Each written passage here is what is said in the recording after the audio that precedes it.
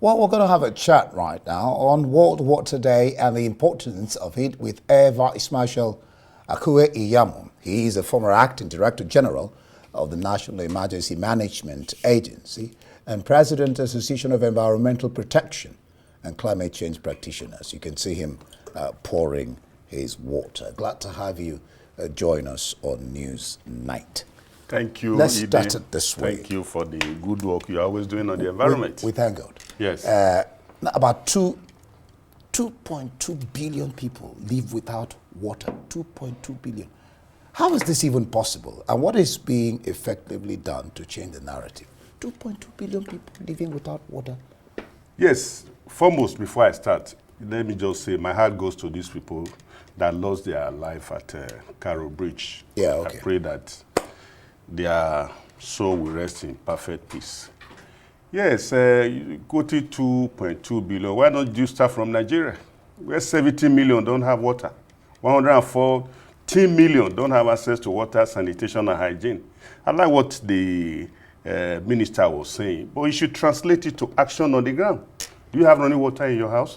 When we're talking of potable water, water by the year 2000 was declared as a human right. That means wherever you live, wherever you are, you must have access to water. Potable water.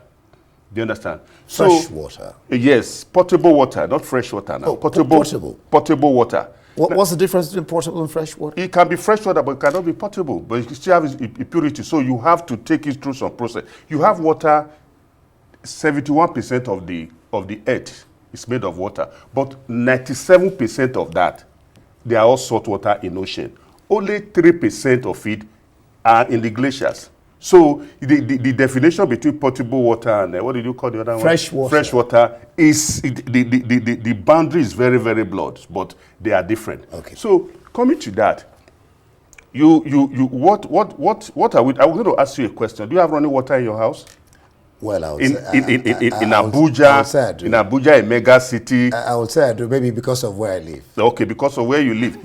Maybe. Abuja, a mega city. I'm not among the 2.2 or the 700 million. You are supposed to open the tap and water rushes out. Yeah. Because it is now a human right. Yeah. You see, it is indexing. If you check the sustainable development goal, it was very deliberate. 6 have to deal with even the team of this year saying that protecting the glacier and dealing with the sustainable development goal, which means that everybody has to have water and sanitation, is very key. So the sustainable development goal and let me even just ask you that yes. question.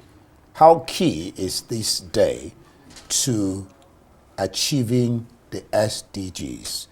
They mentioned SDG 3 and SDG 6. How key is it to achieving? Yeah, it is very key because the Sustainable Development Goal, where they came out in 2015 to really strengthen the climate change, the climate actions. You see, everything, number 17 says collaboration.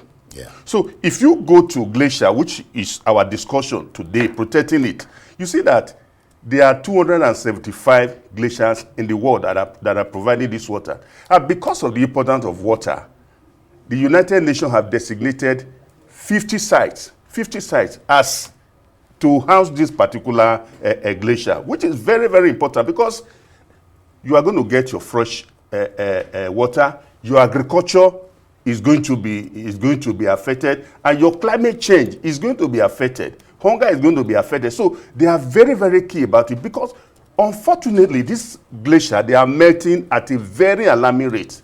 This year we are now, before the end of the year, you are going to have about 2/3 of the world not having access to water. So today is very key because the glacier that we are talking about, first of all, it is spiritual,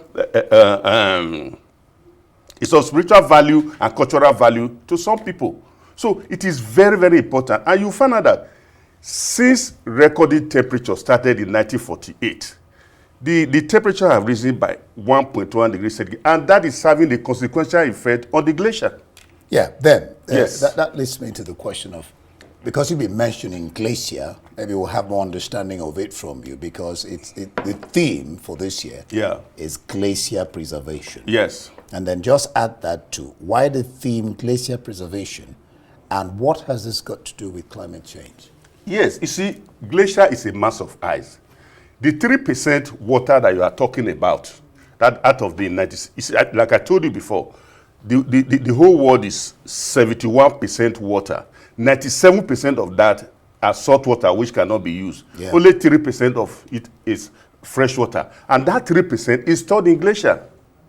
So your fresh water is actually, glacier is a mass of ice that's shaping the world, produces fresh water, and also very consequential in controlling climate change, Okay. disaster, and so many other things, storms and all. Because where we are going now, if you have that glacier, that amount of glacier, like I told you, 275,000 of them in the world, in 50 sites designated by UNESCO, if you have them melting, you are going to have sea level rise.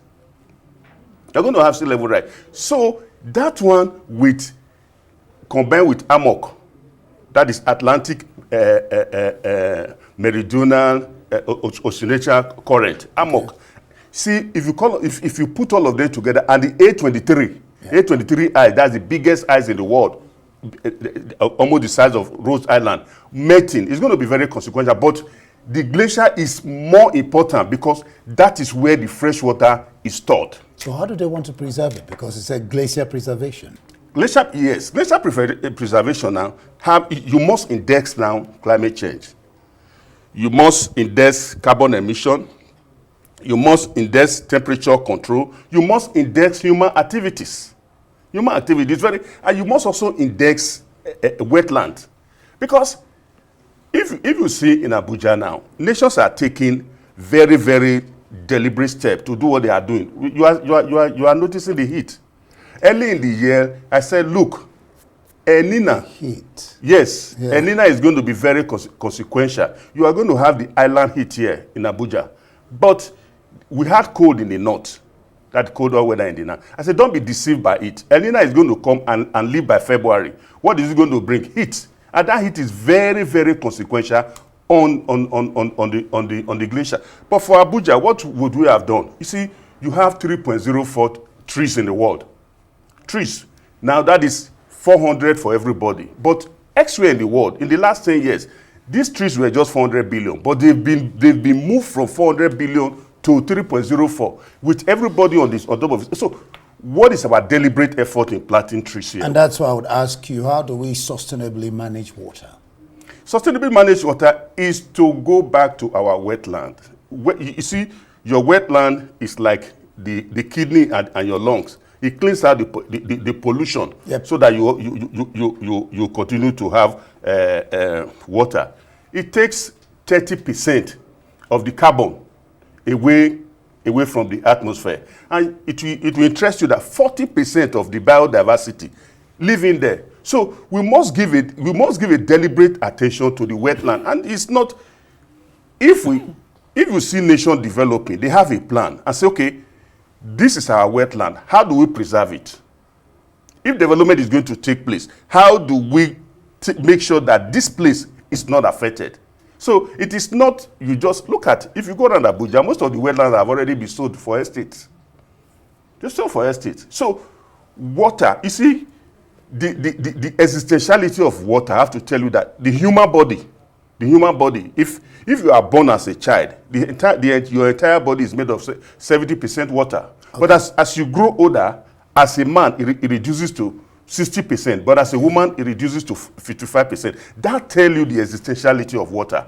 And you see, for our Minister of Water Resources, not to read speeches every day like we wait for the next. We want action on water, so that the 70 million and the 114 million should have access to water. You see, I have 2 books on open defecation, that is WASH, water, sanitation and hygiene, and recycling, that is riches in the rubbish. I won't want to raise it here because no, because it didn't pay us. You can't raise so it. you also notice that the World Economic Forum in January substantially talked about recycling. We'll leave it there. Yes. Eva Ismail Akure Iyamu retired former Acting Director General of the National Emergency Management Agency, that's NEMA, and President Association of Environmental Protection and Climate Change. Water is life. Take Yeah, it. indeed. It was said there. Thank you for being on the program.